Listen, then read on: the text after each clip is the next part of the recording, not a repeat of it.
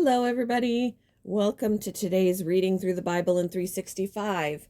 Today we are going to be focusing on Deuteronomy chapters 8, 9, and 10, and Mark chapter 11, verses 19 to 33. We're getting started in Deuteronomy with chapter 8.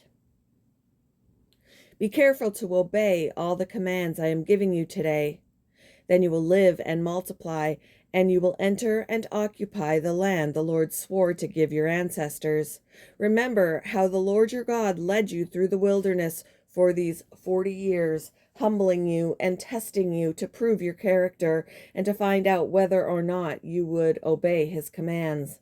Yes, he humbled you by letting you go hungry and then feeding you with manna, a food previously unknown to you and your ancestors. He did it to teach you that people do not live by bread alone. Rather, we live by every word that comes from the mouth of the Lord. For all these 40 years, your clothes didn't wear out and your feet didn't blister or swell. Think about it. Just as a parent disciplines a child, the Lord your God disciplines you for your own good. So obey the commands of the Lord your God by walking in his ways and fearing him. For the Lord your God is bringing you into a good land of flowing streams and pools of water, with fountains and springs that gush out in the valleys and hills. It is a land of wheat and barley, of grapevines, fig trees, and pomegranates, of olive oil and honey. It is a land where food is plentiful and nothing is lacking. It is a land where iron is as common as stone, and copper is abundant in the hills. When you have eaten your fill, be sure to praise the Lord your God for the good land he has given you. But that is the time to be careful. Beware that in your plenty you do not forget the Lord your God and disobey his commands, regulations, and decrees that I am giving you today. For when you have become full and prosperous and have built fine homes to live in, and when your flocks and herds have become very large, and your silver and gold have multiplied along with everything else, be careful. Do not become proud at that time and forget the Lord your God, who rescued you from slavery in the land of Egypt. Do not forget that he led you through the great and terrifying wilderness with its poisonous snakes and scorpions, where it was so hot and dry. He gave you water from the rock. He fed you with manna in the wilderness, a food unknown to your ancestors. He did this to humble you and test you for your own good. He did all this so you would never say to yourself, I have achieved this wealth with my own strength and energy. Remember the Lord your God. He is the one who gives you power to be successful in order to fulfill the covenant he confirmed to your ancestors with an oath. But I assure you of this. If you ever forget the Lord your God and follow other gods, worshiping and bowing down to them, you will certainly be destroyed. Just as the Lord has destroyed other nations in your path, you also will be destroyed if you refuse to obey the Lord your God. Chapter 9. Listen, O Israel, today you are about to cross the Jordan River to take over the land belonging to nations much greater and more powerful than you. They live in cities with walls that reach to the sky. The people are strong and tall, descendants of the famous Anakite giants. You've heard the saying, who can stand up to the Anakites? But recognize today that the Lord your God is the one who will cross over ahead of you like a devouring fire to destroy them. He will subdue them so that you will quickly conquer them and drive them out just as the Lord has promised. After the Lord your God has done this for you, don't say in your hearts, the Lord has given us this land because we are such good people. No, it is because of the wickedness of the other nations that he is pushing them out of your way.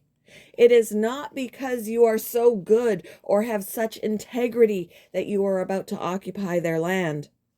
The Lord your God will drive these nations out ahead of you only because of their wickedness and to fulfill the oath he swore to your ancestors, Abraham, Isaac, and Jacob.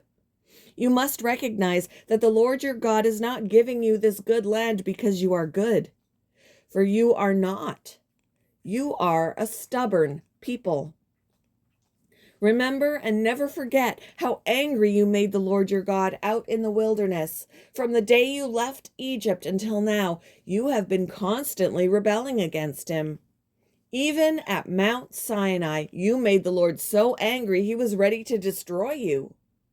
This happened when I was on the mountain receiving the tablets of stone inscribed with the words of the covenant that the Lord had made with you. I was there for 40 days and 40 nights, and all that time I ate no food and drank no water. The Lord gave me the 2 tablets on which God had written with his own finger, all his own. Wait, hold on. The Lord gave me the 2 tablets on which God had written with his own finger all the words he had spoken to you from the heart of the fire when you were assembled at the mountain. At the end of the 40 days and nights, the Lord handed me the 2 stone tablets inscribed with the words of the covenant. Then the Lord said to me, "Get up, go down immediately, for the people you brought out of Egypt have corrupted themselves. How quickly they have turned away from the way I commanded them to live. They have melted gold and made an idol for themselves. The Lord also said to me, I have seen how stubborn and rebellious these people are. Leave me alone so I may destroy them and erase their name from under heaven. Then I will make a mighty nation of your descendants, a nation larger and more powerful than they are." So while the mountain was blazing with fire, I turned and came down, holding in my hands the 2 stone tablets inscribed with the terms of the covenant. There below me I could see that you had sinned against the Lord your God. You had melted gold and made a calf idol for yourselves. How quickly you had turned away from the path the Lord had commanded you to follow. So I took the stone tablets and threw them to the ground, smashing them before your eyes. Then, as before, I threw myself down before the Lord for 40 days and nights. I ate no bread and drank no water because of the great sin you had committed by doing what the Lord hated, provoking him to anger. I feared that the furious anger of the Lord, which turned him against you, would drive him to destroy you. But again, he listened to me. The Lord was so angry with Aaron that he wanted to destroy him too. But I prayed for Aaron, and the Lord spared him. I took your sin, the calf you had made, and melted it down in the fire and ground it into fine dust. Then I threw the dust into the stream that flows down the mountain. You also made the Lord angry at Taberah, Massa, and Kibroth Hattaavah.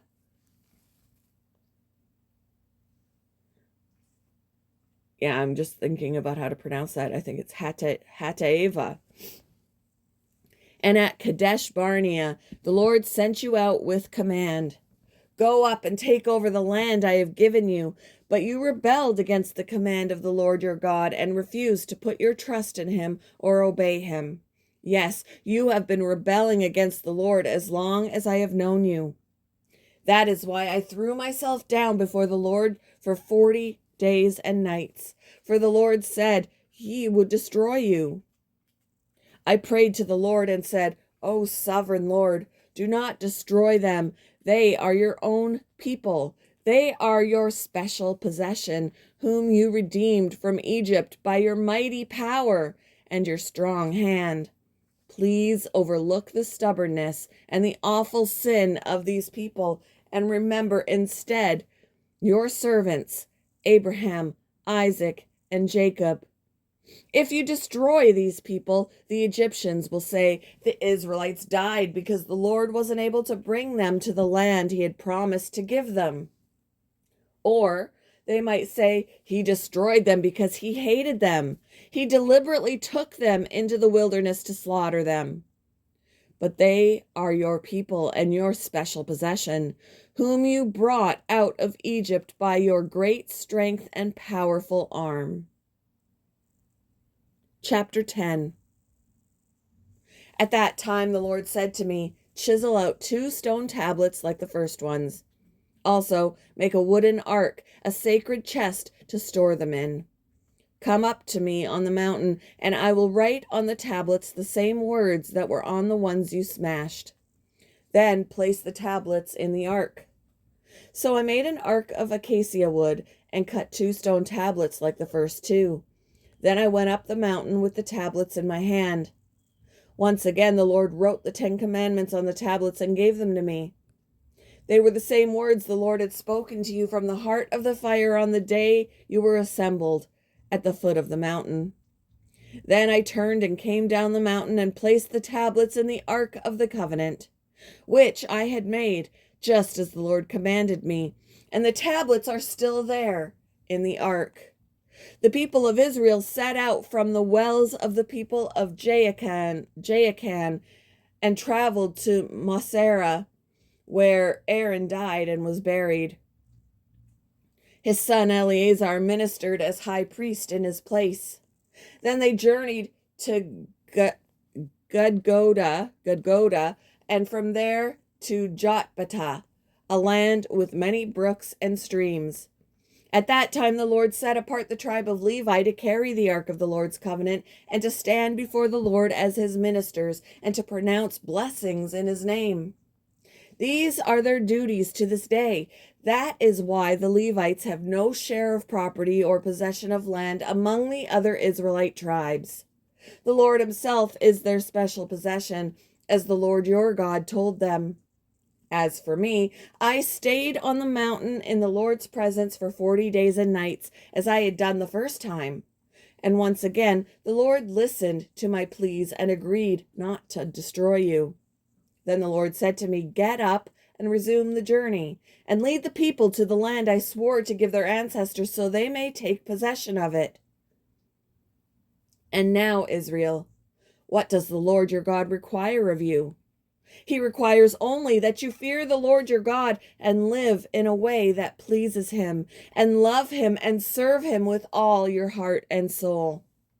And you must always obey the Lord's commands and decrees that I am giving you today for your own good. Look, the highest heavens and the earth and everything in it all belong to the Lord your God.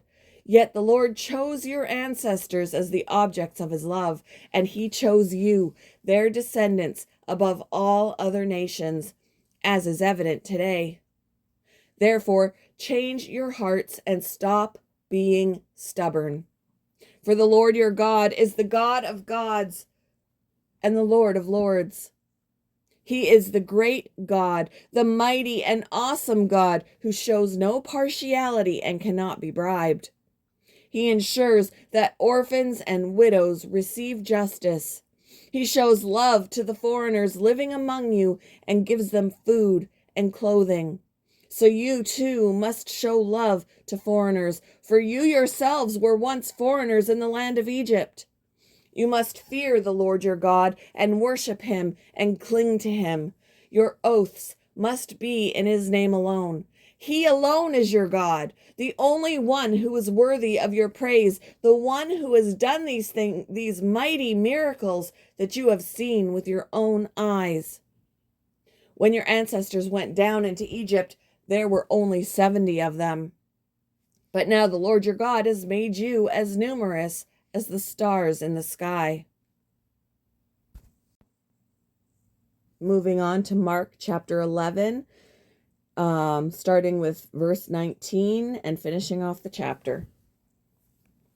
That evening, Jesus and the disciples left the city.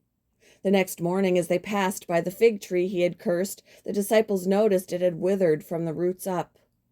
Peter remembered what Jesus had said to the tree on the previous day and exclaimed, "Look, Rabbi, the fig tree you cursed has withered and died." Then Jesus said to the disciples, "Have faith in God. I tell you the truth, you can say to this mountain, may you be lifted up and thrown into the sea, and it will happen. But you must really believe it will happen and have no doubt in your heart. I tell you, you can pray for anything, and if you believe that you've received it, it will be yours. But when you are praying, first forgive anyone you are holding a grudge against, so that your Father in heaven will forgive your sins too. Again, they entered Jerusalem. As Jesus was walking through the temple area, the leading priests, the teachers of religious law, and the elders came up to him. They demanded, by what authority are you doing all these things? Who gave you the right to do them? I tell you the truth. No, I tell you by what authority I do these. Let me start again. I'll tell you by what authority I do these things if you answer one question, Jesus replied. Did John's authority to baptize come from heaven, or was it merely human? Answer me. They talked it over among themselves. If we say it was from heaven, he will ask why we didn't believe John. But do we dare say it was merely human? For they were afraid of what the people would do because everyone believed that John was a prophet. So they finally replied, we don't know. And Jesus responded, then I won't tell you by what authority I do these things. Thank you for joining me for today's Reading Through the Bible in 365. I hope you all have a wonderful Thursday. And I will see you in the next one, guys. Bye.